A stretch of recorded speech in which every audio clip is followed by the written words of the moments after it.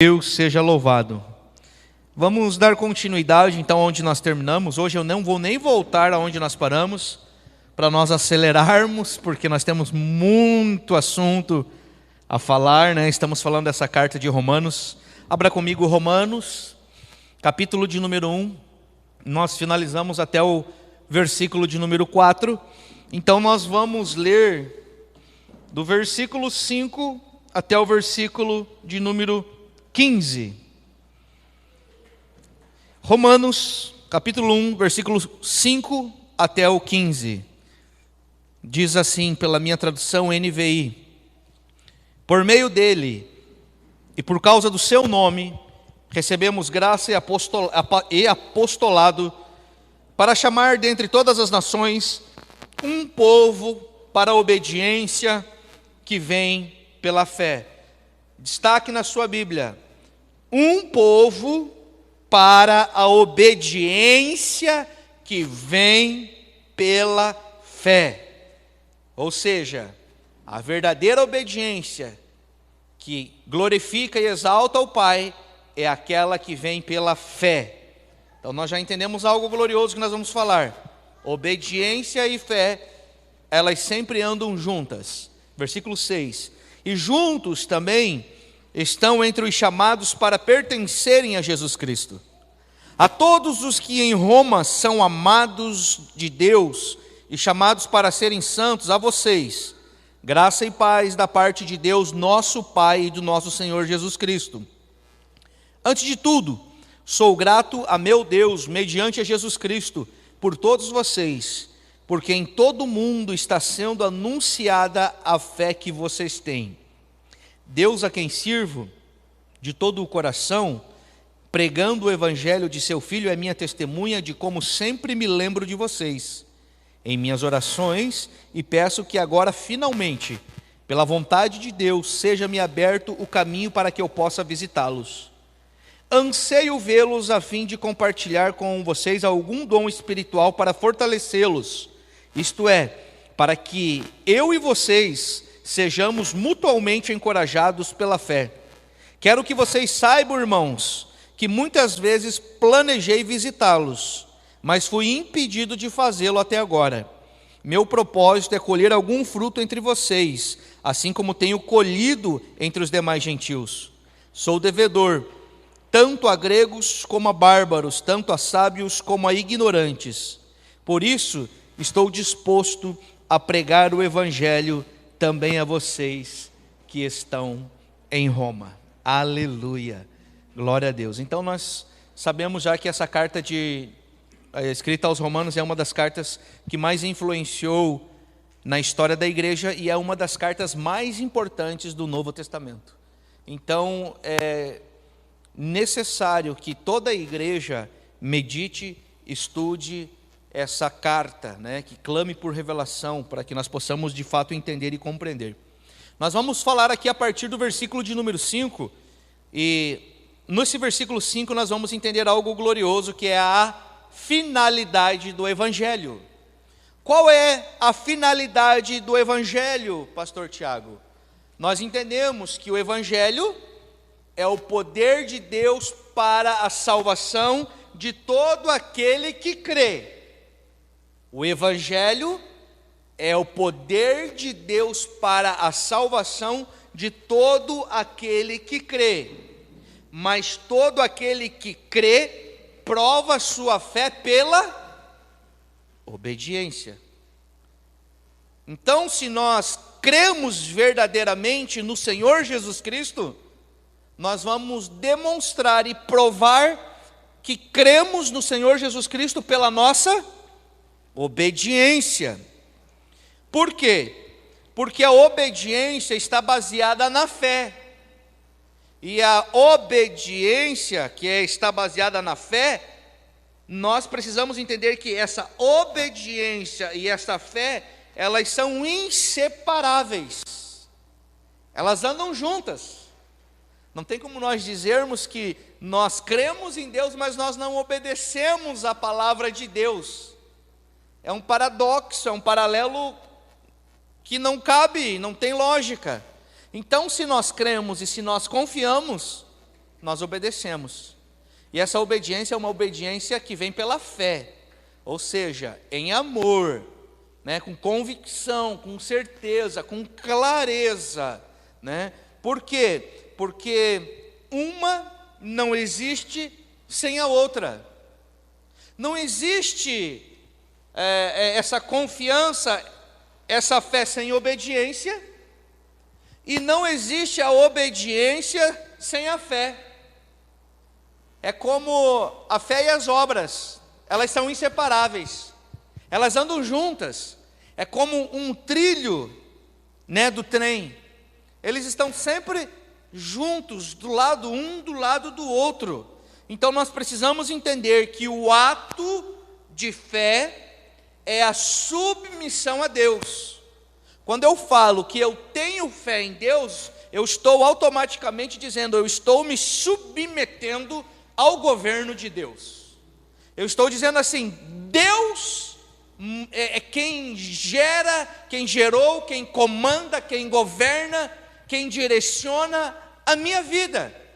Então nós precisamos entender que esse ato de fé é a submissão a Deus. E assim a causa da salvação é a graça. A salvação não é por eu me submeter a Deus. A salvação é a causa do que? De eu expressar a minha fé, de eu crer, e a manifestação da graça de Deus. É graça, irmãos. Salvação é graça. 100% graça de Deus. Não é por aquilo que nós estamos fazendo, por aquilo que nós vamos fazer, ou por aquilo que nós escolhemos fazer. A salvação é um presente de Deus, é um dom de Deus. Então nós precisamos entender que essa salvação, né, é a graça de Deus. Então, o instrumento da salvação é a fé. Porém, a evidência da salvação é a obediência. Vou repetir. O instrumento da salvação é a fé. O que é a fé? Fé é o firme fundamento. Fé é a convicção. Paulo fala lá em 1 Coríntios 3,11 que o firme fundamento já está posto, o qual não pode ser removido, o qual é Cristo Jesus. Por isso que nós entendemos então que o instrumento da salvação é a fé. O instrumento da salvação é o próprio Cristo, revelado por meio das Escrituras. Então, o instrumento dessa salvação é a fé, só que a evidência da nossa salvação é a obediência. Quem não obedece, quem tem dificuldade de obedecer, quem não gosta de obedecer, isso só está evidenciando uma sentença que precisa passar pela conversão de sua alma. Então a obediência é a evidência da salvação. É isso que Romanos vai nos ensinar. Se fomos salvos, agora temos o prazer e o desejo de obedecer. Obediência, e essa obediência é por fé. É a resposta que o Evangelho vai exigir de nós. Essa obediência é por fé, por amor, por convicção. O Evangelho sempre vai exigir de nós essa obediência. Ou seja, é a sujeição voluntária ao Evangelho ouvido.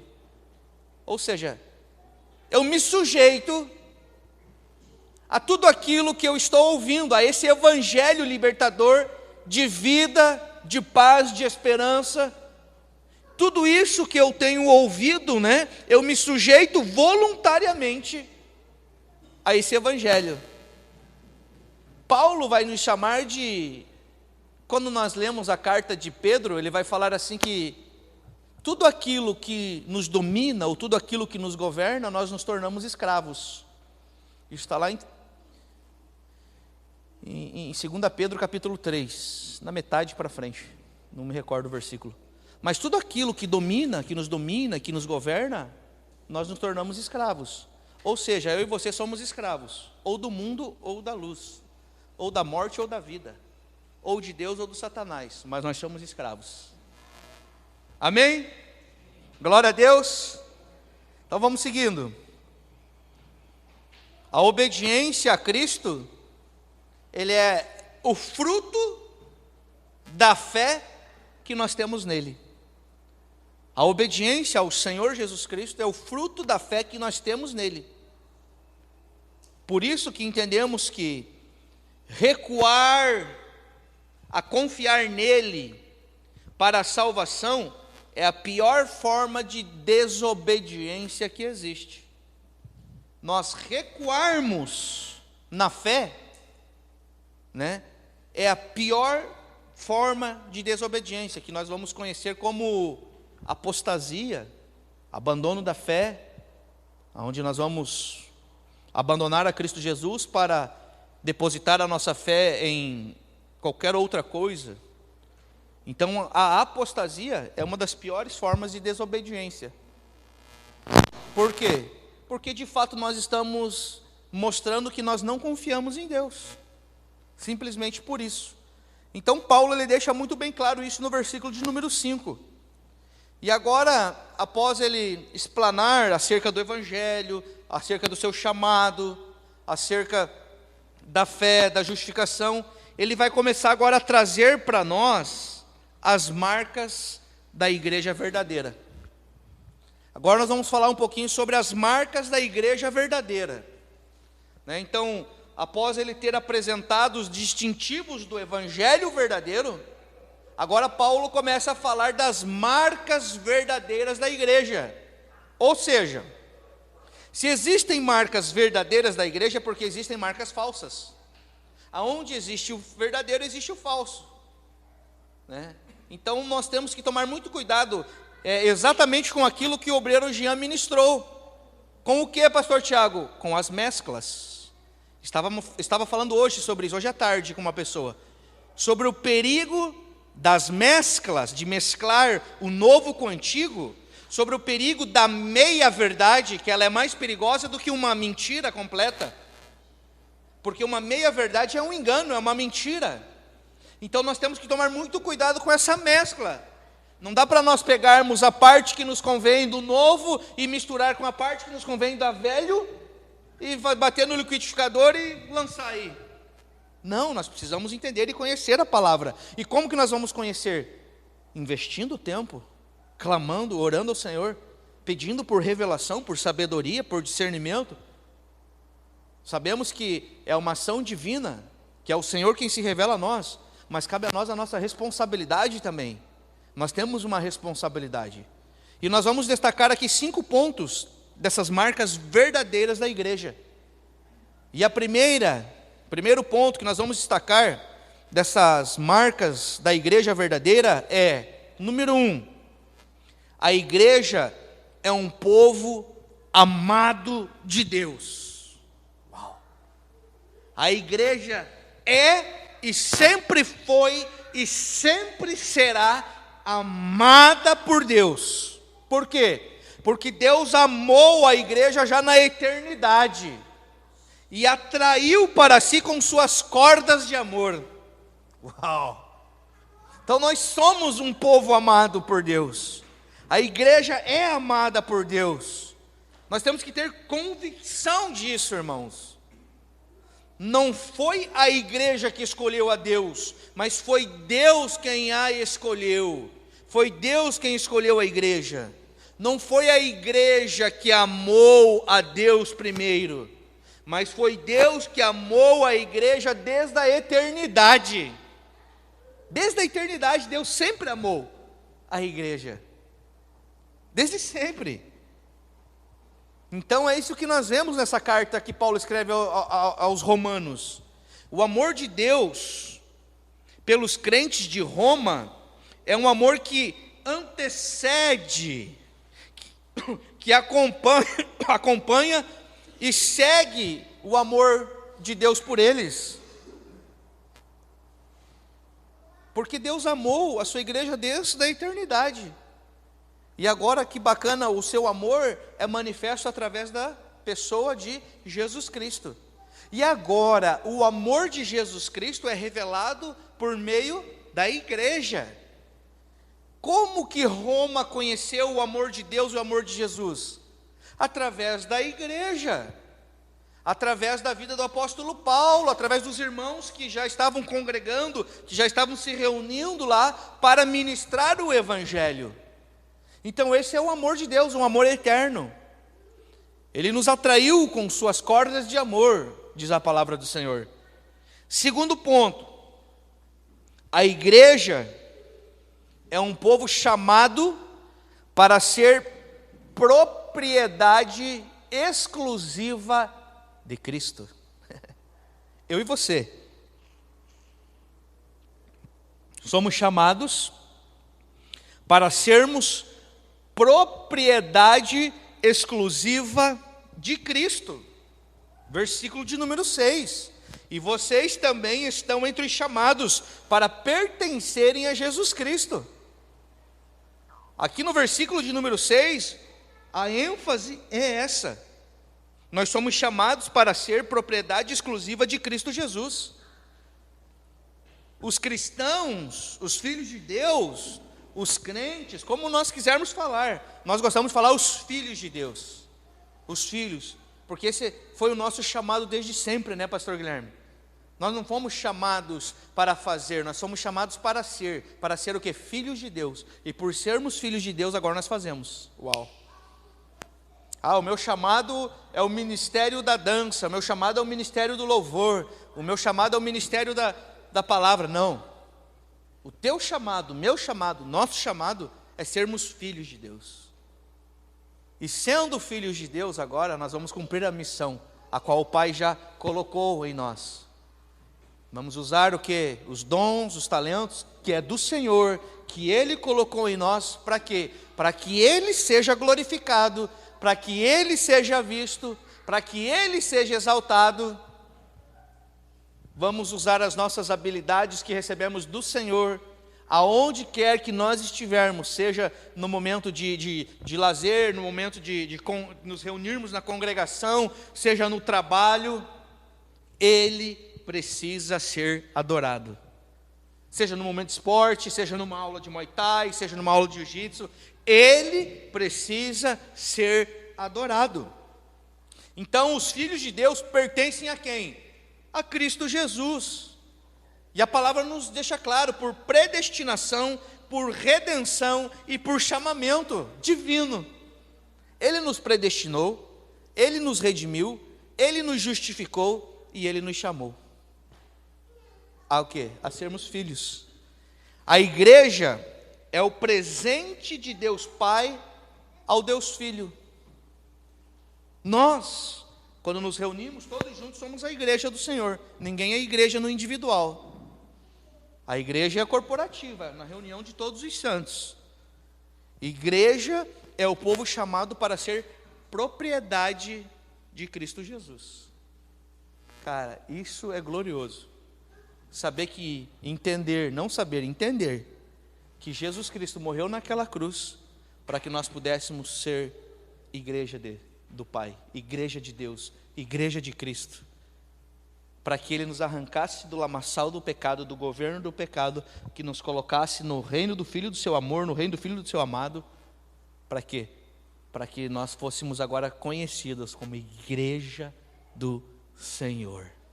Aleluia! Isso é glorioso, irmãos. Isso é fantástico, isso é poderoso. Terceiro ponto, que nós vamos ver das marcas de uma igreja verdadeira. Agora vai vai falar a respeito do versículo 7. A igreja é o povo chamado para ser santo. Versículo 7. E a todos os que estão em Roma, são amados de Deus e chamados para serem santos. A igreja é o povo chamado para ser santo. Ou seja, a igreja é o povo exclusivo de Deus, a igreja é a propriedade exclusiva de Cristo, de Deus. A igreja agora, ela é chamada para ser santa. Ou seja, a igreja é chamada no mundo, perceba isso, ela é chamada do mundo para ser separada do mundo mesmo estando no mundo. Uau! A igreja ela é chamada do mundo, separada do mundo, mesmo estando no mundo. Essa igreja de Deus, ela é chamada a viver exclusivamente para Deus no mundo, como sal e como luz. Ou seja, não podemos viver de qualquer forma, ou da forma que nós desejarmos, ou pensarmos, ou quisermos. Nós precisamos viver de forma digna. Efésios capítulo 5, versículo 15, se não me falha a memória. Nós precisamos viver de forma digna, remindo e aproveitando todo o tempo. Então, nós precisamos ser essa luz. Todos os filhos em Cristo são separados para Deus. São separados para o Pai. Todos os filhos que creem em Cristo são santos e chamados para se santificarem. É um chamamento. Todos os filhos que creem em Cristo já são santos. Efésios 1:4, por favor, pastor Guilherme.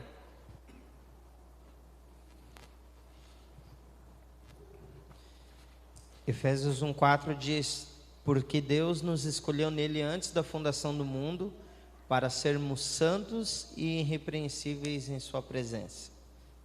Pergunto, o que eu preciso fazer para me santificar então? Quantas subidas no monte? Quantos jejum?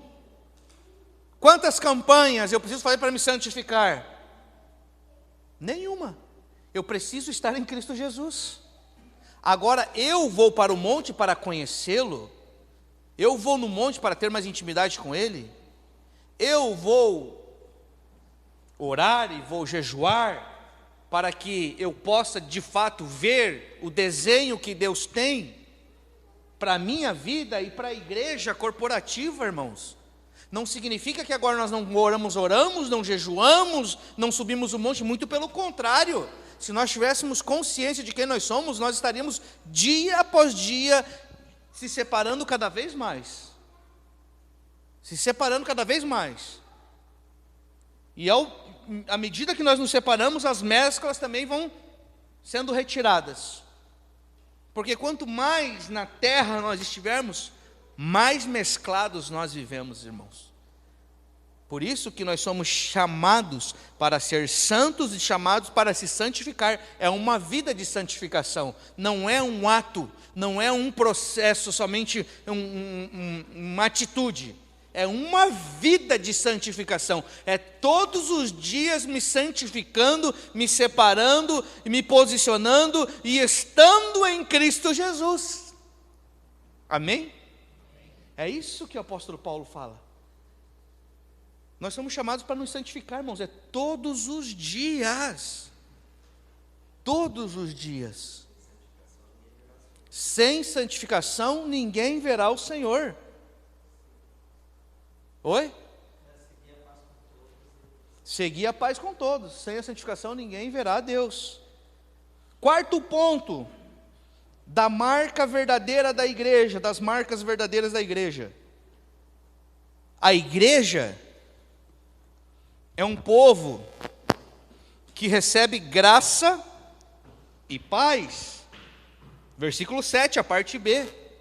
A vocês, graça e paz da parte de Deus, nosso Pai e do nosso Senhor Jesus Cristo. Então a igreja é um povo que recebe essa graça e essa paz. Nós precisamos viver e desfrutar dessa graça e dessa paz, irmãos. Por quê? Porque a partir do momento em que nós cremos em Jesus Cristo, nós já desfrutamos dessa graça e dessa paz. Nós já vivemos essa graça e essa paz. Tanto a graça quanto a paz, elas são dádivas divinas à igreja. É dádiva, é presente de Deus. É impossível, preste atenção, isso aqui é muito forte, irmãos. É impossível nós permanecermos na igreja sem ter a graça e a paz. Ninguém permanece na igreja sem a graça e sem a paz. Ninguém, irmãos, ninguém. É impossível. Precisamos entender que a graça é o amor imerecido de Deus aos pecadores, revelado em Cristo Jesus. A graça de Deus é o amor imerecido dos pecadores, revelado em Cristo Jesus. Isso é a graça de Deus. Não merecíamos esse amor, mas recebemos por graça, todos nós os pecadores, e ela é revelada por meio de Cristo. E a paz, o que é a paz? A paz, perceba que Jesus disse: eu vos dou a minha paz, não as dou como o mundo a dá. Então essa paz celestial e eterna não é como a paz natural, não é um sentimento. Exatamente. Então o que é a paz? Que nós estamos falando da paz divina. A paz divina é o estado de reconciliação com Deus desse pecador que foi salvo pela graça. Não tem nada a ver com sentimento, mas tem a ver com a natureza, a graça e a ação de Deus. A paz é isso, é o estado de reconciliação com Deus. Quando nós somos reconciliados com Deus, pergunto, em que momento de nossas vidas que nós somos reconciliados com Deus?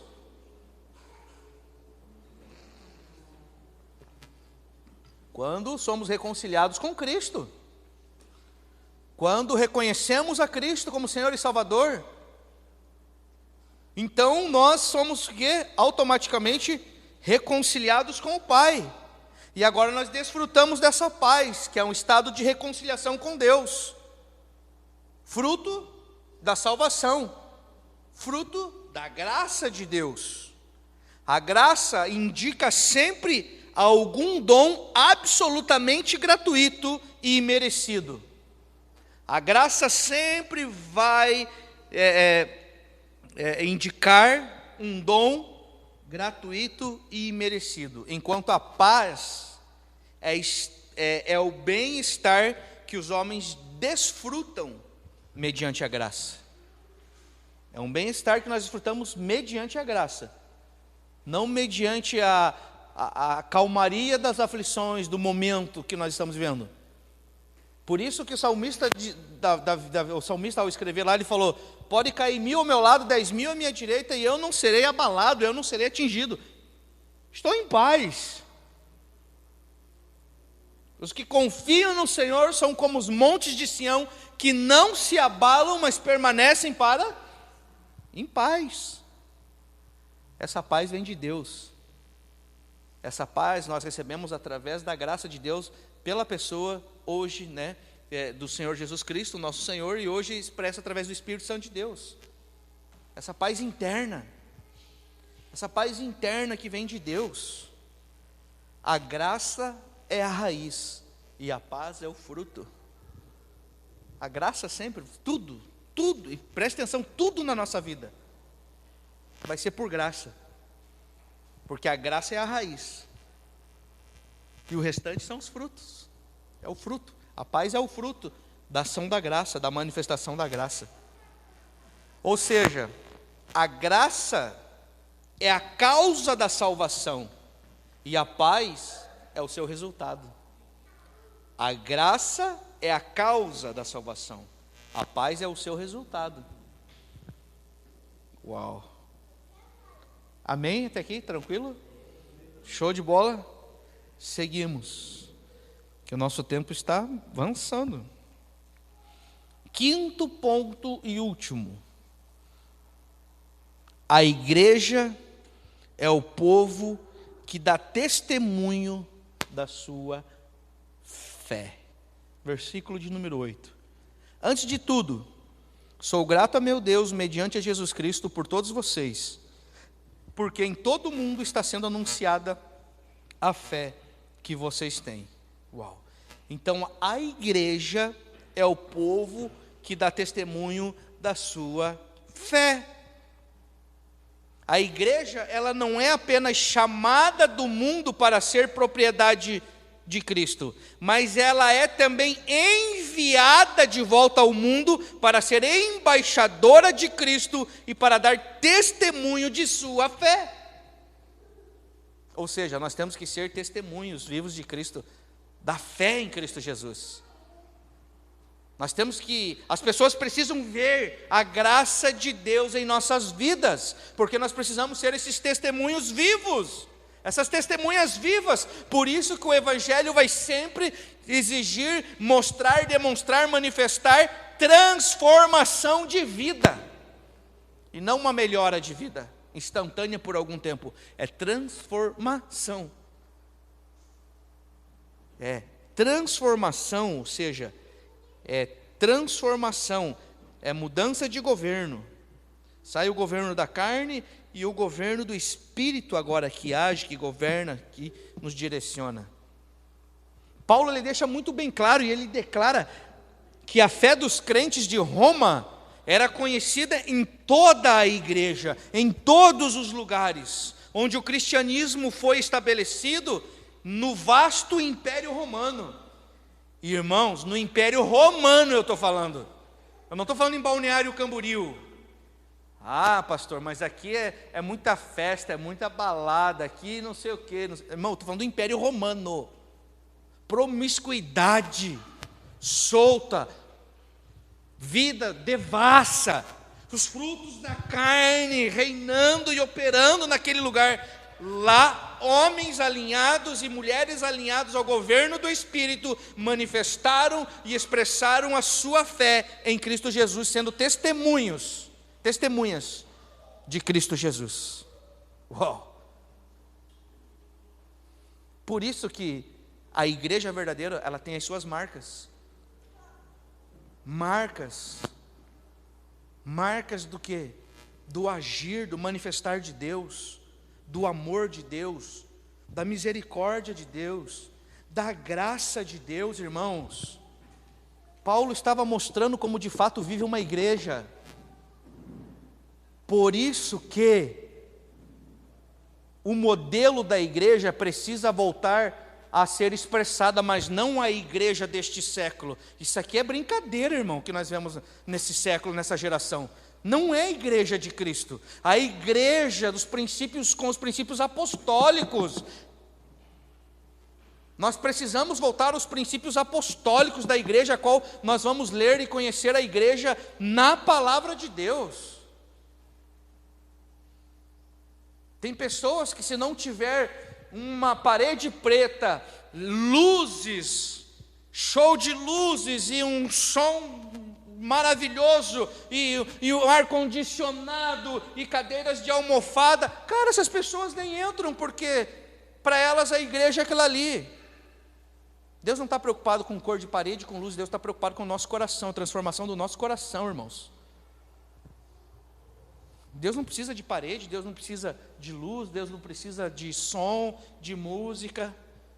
Se você for estudar a igreja apostólica, eles meditavam, eles oravam, meditavam a palavra de Deus e depois eles faziam canções de adoração ao Senhor.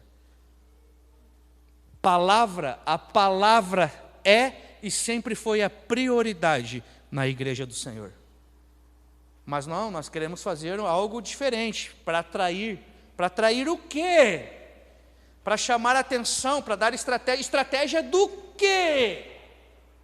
O que nós precisamos fazer é viver o Evangelho simples, puro e verdadeiro. Ah, pastor, mas isso não atrai. Mas não somos nós que vamos atrair, é o Espírito Santo que vai se revelar, irmãos. É o Espírito de Deus, é o Senhor quem vai acrescentar na igreja. Para uns o Senhor deu 10, para outros o Senhor deu 20, para outros o Senhor deu 50, para outros o Senhor deu 1000, para outros o Senhor deu 10.000. O ministério de Jesus foi com 11, não foi nem com os 12, porque um se perdeu no caminho. E esses 11 alcançaram o mundo todo e chegou até nós. E eu não estou fazendo apologia de que nós vamos ter que ficar com 11 pessoas aqui, não estou falando disso. Eu estou falando que Deus está preocupado em ter uma igreja cheia de pessoas, cheias da vida de Deus. Pessoas que vão ser testemunhas de Cristo Jesus, que vão testemunhar a sua fé. Não simplesmente pessoas que vão ocupar um espaço geográfico e físico, não. São pessoas que vão dar testemunho da sua fé, da fé em Cristo Jesus. Pode falar, pastor Guilherme. Eu ia falar, não, justamente isso, e a respeito da igreja ali, se a gente for estudar mesmo a história da igreja, a gente vai ver que a igreja começou de casa em casa, né? O Senhor, Ele mandava os apóstolos para que fossem ministrando nas casas. E, infelizmente, o sistema religioso, ele deturpou o real desenho da igreja de Deus, para que o homem venha viver conforme os seus próprios desejos, vamos dizer assim. Sim. Porque a igreja de Cristo, ela não foi criada para ela ser igual a Cristo, né? Ela foi criada para ser o próprio Cristo. Exatamente. Por que isso? Porque se Cristo está em mim, está em você, está no outro, está no outro, no outro, no outro, junto nós formamos o corpo, e Cristo está em nós, é o próprio Cristo. Quando nós falamos a igreja, o corpo, né? Então a gente, infelizmente, nos dias de hoje, a gente vê, e não é de hoje, né? Mas a gente vê uma grande massa intitulada evangélica, sendo que Deus nunca quis criar evangélicos. Deus sempre quis formar filhos que portam a vida de Deus. Então a gente vê hoje uma grande massa de pessoas que se intitulam evangélicas, porém com um desenho totalmente diferente daquele que Deus estabeleceu para que o homem viesse a viver, que é o desenho da vida de Cristo Jesus, né? Então é muito fácil hoje dizer, eu sou evangélico, eu sou cristão, eu sou isso, eu sou aquilo, sendo que a palavra ela diz que nós somos conhecidos pelos nossos frutos, né? Se nós estamos manifestando os frutos de Cristo, se estamos manifestando a vida, né? Ou se estamos manifestando o engano, né? Ou as trevas, vamos dizer bem claramente assim. Porque se Cristo habita e opera em nós, é uma lógica que automaticamente vai ser produzido os frutos do Espírito em nós. Mas se Ele não tem o governo na nossa vida, nós vamos produzir as obras da nossa carne que levam à morte. Ou seja, a definição de igreja que Deus estabeleceu é para que nós sejamos o corpo de Cristo, não só na teoria, mas também na prática, né? Então, ser igreja é ser o próprio Cristo. Não quer dizer que eu sou o próprio Cristo, mas o próprio Cristo que está em mim, Ele é a igreja, né? Então, resumindo, era só isso mesmo que eu queria falar. Por isso que nós não somos chamados a aprender de Cristo, nós somos chamados a aprender a Cristo. Não é de Cristo, um Cristo externo e fora, mas a Cristo, um Cristo que está em nós. Está em nós. Vivo.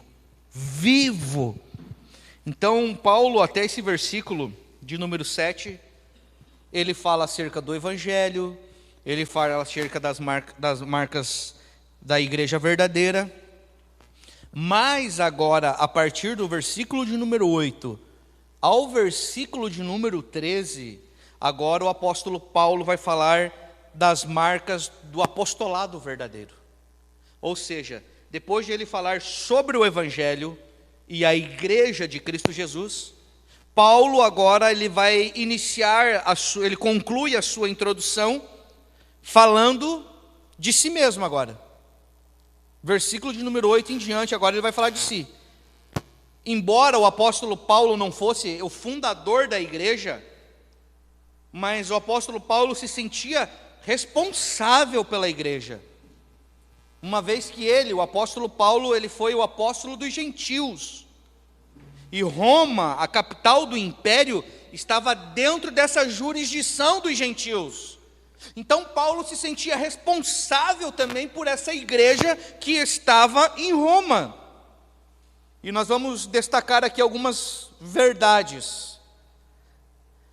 E a partir do versículo de número 8, que diz: antes de tudo, sou grato a meu Deus, mediante a Jesus Cristo, por todos vocês, porque em todo mundo está sendo anunciada a fé que vocês têm. Deus, a quem sirvo de todo o meu coração, pregando o evangelho de seu Filho, é minha testemunha de como sempre me lembro de vocês.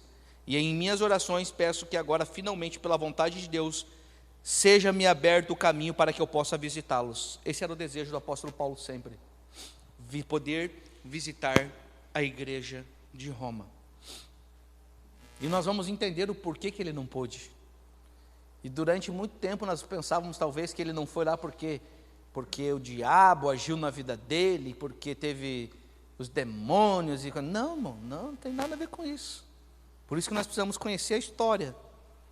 Primeiro ponto que nós vamos ver aqui no versículo de número 8, continuando, Paulo, ele dá graças pela igreja, né? A única igreja a qual Paulo não dá graças, iniciando e dando graças, é a igreja da Galácia, é a igreja dos Gálatas, que nós estudamos ali, né? Ele não escreveu para os Gálatas, ele escreveu para a região da Galácia, várias igrejas. E Paulo, ao escrever para a região da Galácia, ele estava doido. Ele estava atribulado mesmo, nervoso, porque os irmãos que conheceram a Cristo agora viraram as costas para Cristo, ouvindo, querendo se alimentar de um outro evangelho, a qual ele diz: não existe outro evangelho. Ó Gálatas, insensatos Gálatas, quem vos fascinou? Vocês que começaram no espírito, agora terminaram na carne. Por isso que a caminhada com o Senhor é uma caminhada constante de santificação. É permanecer dia após dia no Senhor, para que nós não façamos como os Gálatas fizeram. Eles retrocederam na fé, eles abandonaram o evangelho, eles foram enfeitiçados por outra coisa, os olhos deles se desviaram do evangelho verdadeiro. Então Paulo aqui, ele dá graças, é diferente. A igreja de Roma é como se Paulo estivesse assim num conto de amor pela igreja de Roma, né? Ele dá graças pela igreja.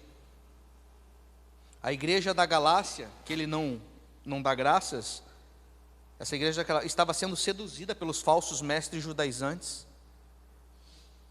Esses mestres judaizantes estavam seduzindo os irmãos a abandonar o evangelho de Cristo e abraçar esse outro evangelho, que não existe outro evangelho, Paulo diz.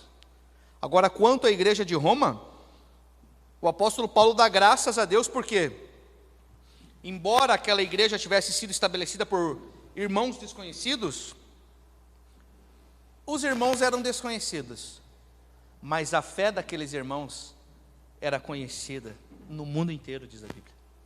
O mundo inteiro ouviu falar da fé dos irmãos de Roma. Esses que a qual a Bíblia não cita quem são, eles eram desconhecidos, mas a fé desses irmãos foi tão intensa, tão profunda e tão verdadeira, que ela foi testemunha para o mundo inteiro. Segundo ponto que nós vemos no versículo 9 e 10, Paulo ora pela igreja. O apóstolo Paulo, ele vai orar. E olha que lindo, mesmo ele não conhecendo pessoalmente essa igreja de Roma, os irmãos, Paulo, ele ora pelos irmãos sem cessar, chamando o próprio Deus por testemunha. Chamando o próprio Deus por testemunha da sua ação, do que ele estava fazendo, clamando, intercedendo e orando pela igreja de Roma. Nós precisamos entender que em todas as suas orações, em todas as orações do apóstolo Paulo, sempre havia um propósito. Faço uma pergunta: em suas orações existe um propósito? Em nossas orações existe um propósito? E qual é esse propósito? porque nas orações que o apóstolo sempre fazia, sempre havia um propósito, e um propósito firme e incansável de rogar a Deus por uma oportunidade de visitá-los. Ele era incansável a orar e falar com Deus, ele era firme, porque o desejo dele era conhecer os irmãos. E agora aqui, terceiro ponto, o apóstolo Paulo anseia ver a igreja. No versículo 11 ao versículo 13, ele deixa muito bem claro que ele deseja ver os irmãos. Paulo informa os seus leitores que não se tratava apenas de um desejo e oração, mas ele tinha um propósito constante de visitá-los. Tanto a mente do apóstolo Paulo quanto o coração dele estavam voltados para esse ardente anseio de visitar a igreja de Roma. Uau!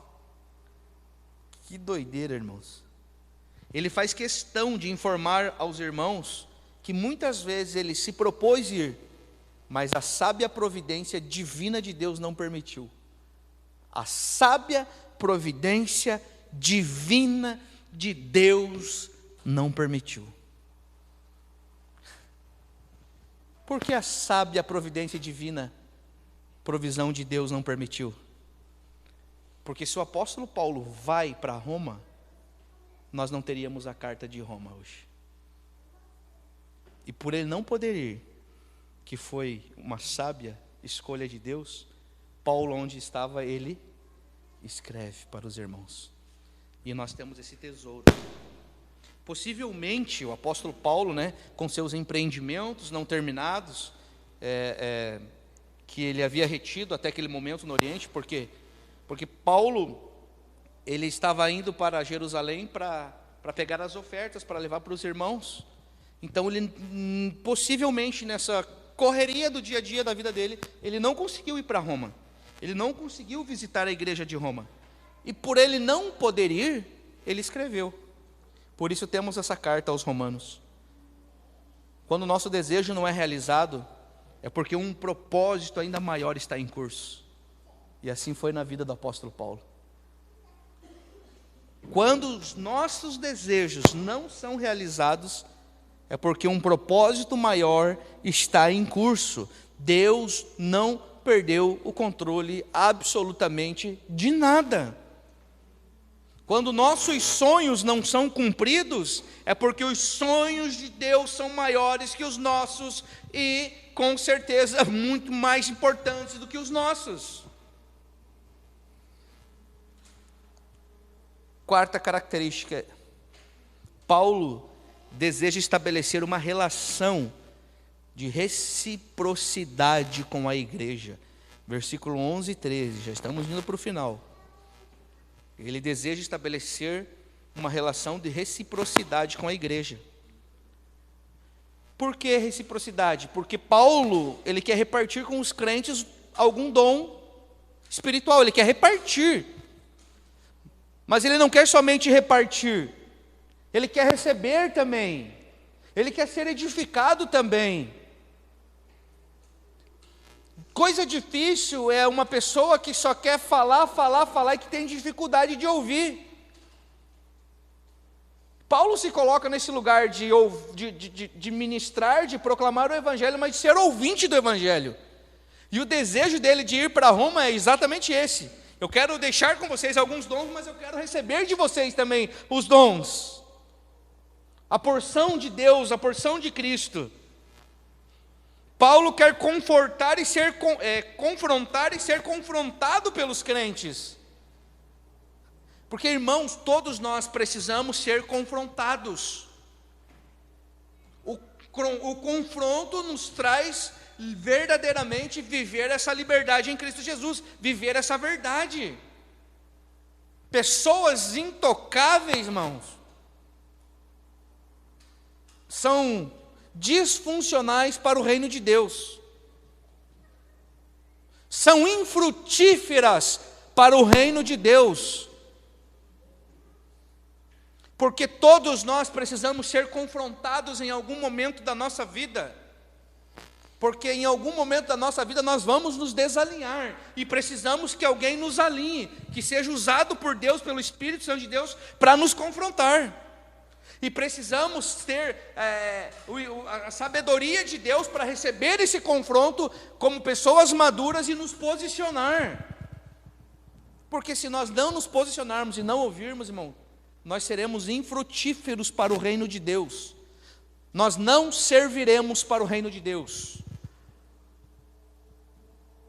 Deus, Ele procura pessoas com coração ensinável, humildade, mansidão. Paulo quer colher entre os crentes algum fruto espiritual. Versículo 13, ele vai deixar claro isso. E entenda por algum fruto espiritual também, conquista de novos convertidos, fortalecimento da fé e obediência daqueles irmãos que já eram convertidos. Esses eram os frutos espirituais que Paulo também esperava: conquista de novos convertidos, fortalecimento da fé dos irmãos e obediência daqueles que já criam. Paulo não quer apenas semear, ele quer colher também. Ele quer colher. Do versículo 14 ao versículo 17, nós vamos ver o quê? A singularidade do Evangelho. Eu tenho mais alguns minutinhos e eu quero terminar com esses minutinhos. Agora nós vamos ver a singularidade do Evangelho. Versículo 14 até o versículo de número 17 vai falar assim: sou devedor a tanto gregos como bárbaros, tanto sábios como a ignorantes. Por isso estou disposto a pregar o Evangelho também a vocês que estão em Roma. Destaque este versículo de número 15, porque esse versículo de número 15 nós vamos explanar muito nesta aula e na aula que vem. Por isso estou disposto a pregar o Evangelho também a vocês que estão em Roma.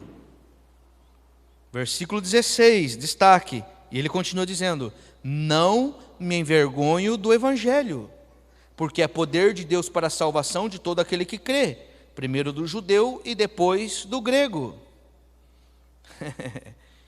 Porque no Evangelho é revelada a justiça de Deus. Porque no Evangelho é revelada a justiça de Deus. Uma justiça que do princípio ao fim é pela fé. Como está escrito, o justo viverá pela fé. Foi esse versículo que explodiu, né? Nós vimos lá na introdução. Esse versículo explodiu de tal maneira que hoje nós recebemos e temos a reforma protestante na vida de Calvino, aonde ele vai lá na igreja de Wittenberg e prega as 96, se não me falha a memória, teses. Agostinho, isso mesmo, Calvino já ia fazer arminianismo, já ia trazer já ia para o arminianismo. As 95 teses de Lutero, é isso mesmo. Calvino, de onde que saiu Calvino da minha mão, da minha cabeça? De algum lugar saiu, né? Agostinho, Lutero. Então, não é o Carrara, é o Lutero. Então foi esse versículo, irmãos, que explodiu dentro dele, que ele recebe a revelação de fato de que o justo vive pela fé e não pela manipulação de doutrinas humanas. E ele sai do mosteiro, lá no monge onde ele estava, e aí nós vemos a história toda. Então vamos ver a singularidade do Evangelho. Então, ao lermos Romanos, principalmente esse versículo 16 e 17, nós vemos que esses dois versículos formam a transição da introdução para o tema da epístola. Esses dois versículos agora, ele vai fazer a introdução e vai fazer a transição e vai trazer a introdução do tema desta carta. que é o tema central desta carta, e todo o restante desta carta é apenas um comentário em torno desses 2 versículos. Todo o restante dos 16 capítulos que nós vamos estudar é simplesmente um comentário em torno desses 2 versículos. Porque esses 2 versículos nos traz a gloriosa doutrina da justificação pela fé. O justo é justificado pela fé mediante a graça em Cristo Jesus. Você não é justificado por aquilo que você faz, pelo teu cargo, pelo teu título, pela quantidade de anos que você já se converteu, não. Somos justificados pela fé. O justo vive e é justificado pela fé.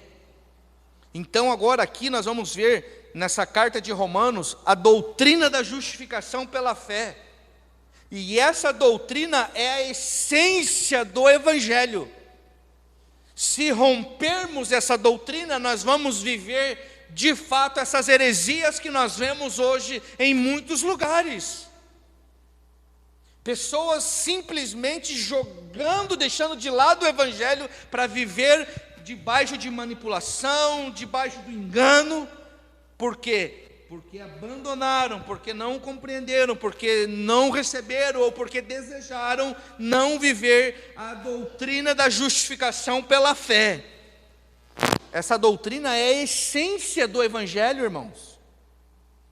Ninguém é obrigado a fazer nada.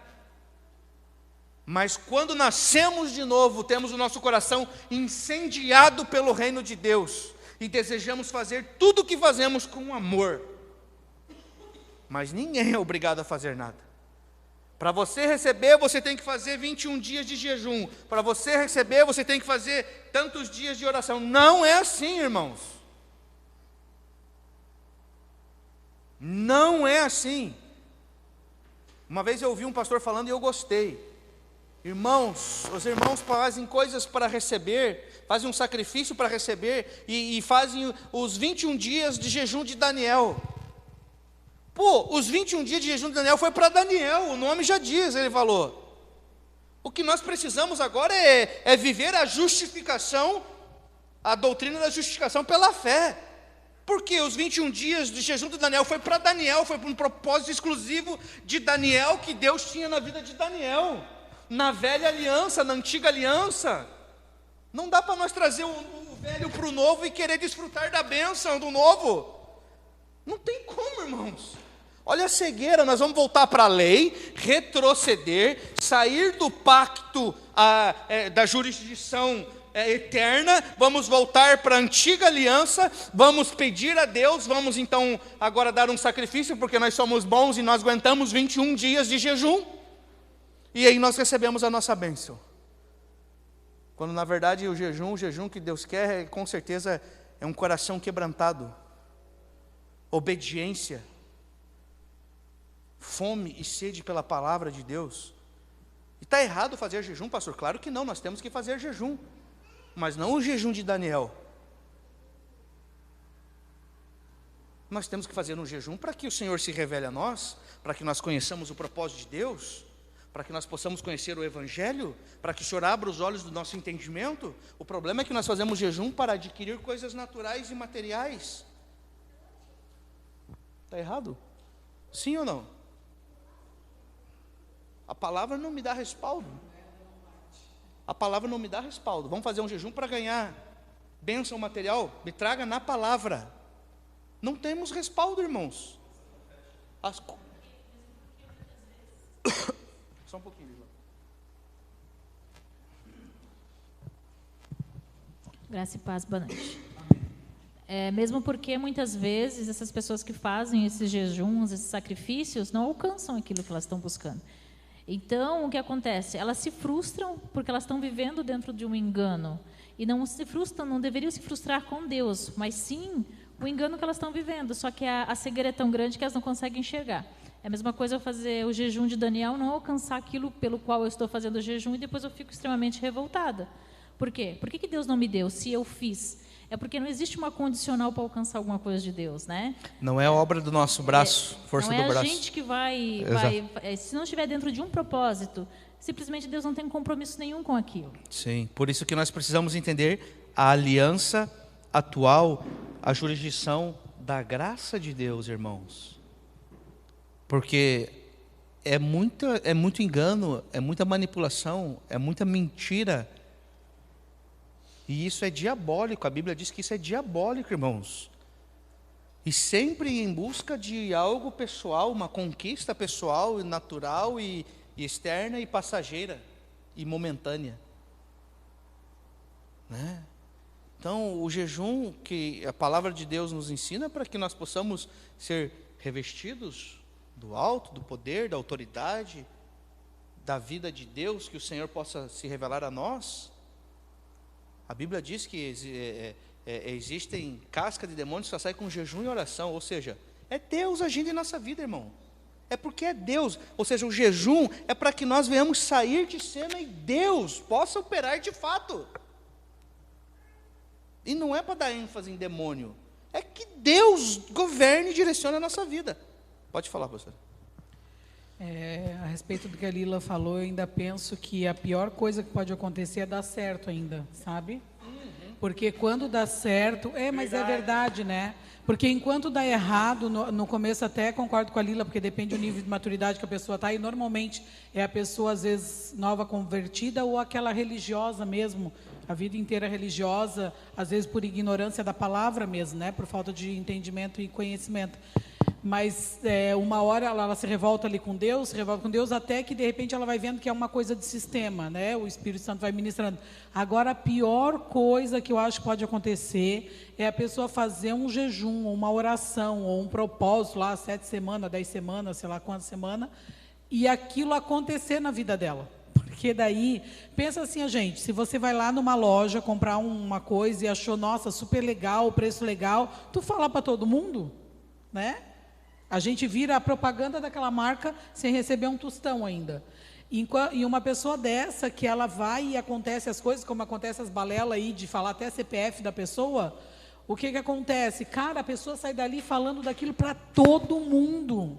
Né? E ela está ali evidenciando e falando e assinando embaixo de um engano. Né? De uma manipulação, de engano. Às vezes não é manipulação de um líder, às vezes ele é ignorante na palavra mesmo, é religioso. Né? Ou às vezes ele faz por manipulação. O cara quer gente, quer dinheiro, vai ter de tudo. Às vezes não quer o dinheiro, mas quer o auge, quer o aplauso, quer ser reconhecido. Então tem sempre um contexto. Por isso que é importante a gente entender com quem nós vamos lidar, porque eu penso também que Deus vai permitindo na vida, tipo assim, o novo convertido ele chega, ele não consegue entender essa história da gente falar só do espiritual. Ele quer ver alguma coisa palpável. Sim. Então, eu creio que numa primeira medida de andada lá, que a pessoa está engatinhando lá no Senhor, Deus permite sim. Ele lá na bobagem dele lá, ele faz, porque precisa ver, e Deus vai permitir. Por quê? Porque Deus entende, cara, é um bebê, sabe? Deixa eu dar a chupetinha, o leitinho ali para ele. Vou tratando até ele entendendo a maturidade que eu quero que ele encontre. Por isso que você vai ver, às vezes, o novo convertido, 500 pessoas falam com ele, 500 pessoas oram por ele, entregam palavra, bababá, meu Deus do céu. Sei lá, foi só comigo? Não, né? Com todo mundo, né? Eu 500 mil vezes entrava e pensava, vou numa igreja que ninguém me conheça, não quero que ninguém fale comigo. Entrava lá, pois o Senhor te diz, barará. Eu falava, Jesus Cristo. Mas é pelo nível de maturidade que a gente tem, né? Então é importante entender isso. Não é tudo que dá certo não quer dizer que é de Deus. E nem tudo que dá errado no nosso entendimento quer dizer que Deus não está no negócio. Por isso que a gente precisa conhecer a palavra, né? E entender. Às vezes a pessoa está lá orando, por exemplo, né? Tem uma mulher lá orando por um cara e a coisa não dá certo, não dá mesmo. O cara é casado, não vai dar certo. Entende? Então, assim, há várias coisas. Mas a pessoa, né? Ela vai te dar vários argumentos lá. Pô, mas a Bíblia está lá detonando adultério. Deu, não vai dar certo e pronto. Ainda que dê certo, está errado. Então, e várias coisas são assim. Que são coisas bobas por a gente não conhecer a palavra. Se a gente conhecer, o pastor Tiago trouxe ali, eu me lembrei aqui, ó. Como é difícil a gente ser mudo, né? Como a gente é gargantudo, como a justiça própria voa. E daí a gente vai ter o exemplo ali em Isaías 53, todo mundo conhece. 7, ele foi oprimido e afligido, contudo não abriu a sua boca, como um cordeiro foi levado para o matadouro. E como uma ovelha que diante de seus tosqueadores fica calada, ele não abriu a sua boca. Aquele que tinha todos os motivos para abrir a boca, né? Porque ele estava sendo ali injustiçado, ele não tinha pecado algum, né? Nada que o condenasse, mas ele estava ali cumprindo um propósito eterno do Pai, para que eu e você tivéssemos direito. Então ele olhou para quê? Para Deus, para o propósito de Deus, e se submeteu. Né? Ele não olhou que ele não merecia. Ele olhou que através da obediência genuína a Deus, ali se estabelecia aquilo que estava proposto aonde? Na palavra de Deus. Tremendo, né, irmãos? Glorioso. Sim, sim. Pera aí. Só pega o microfone ali. Só para... Não preciso complementar, porque a Adriana falou sabiamente ali, mas enfim.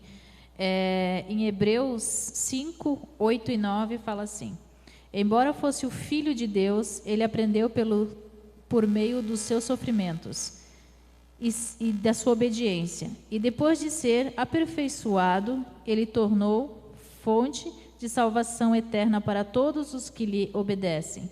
E Deus o nomeou grande sacerdote na ordem do sacerdócio de Melquisedeque.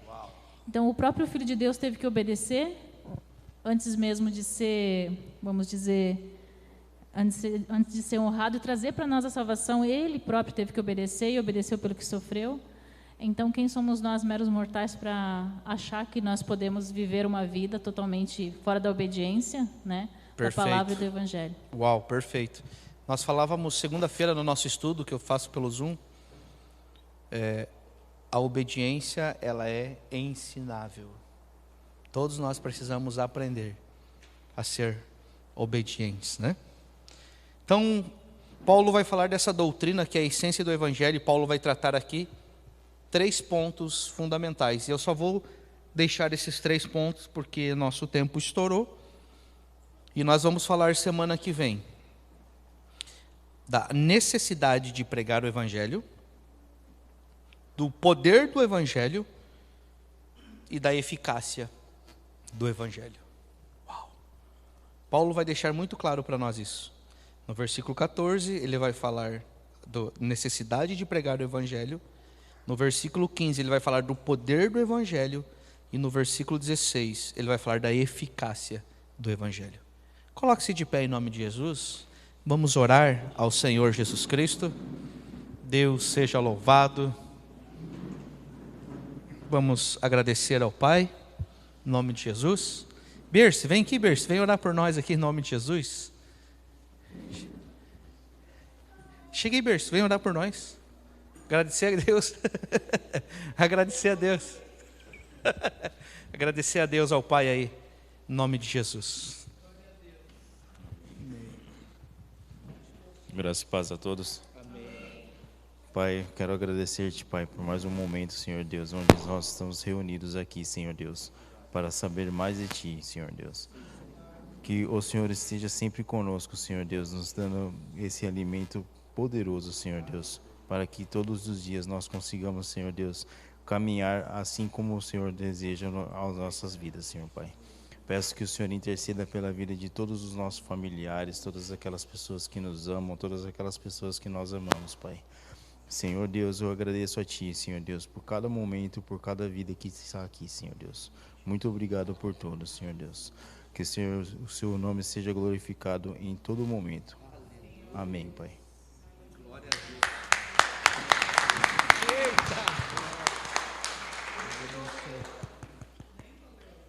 Não deu, né? Não, entendi mercy. Ah, você entendeu? Mercy? Não é mercy. Fechou, queridos. Deus abençoe vocês.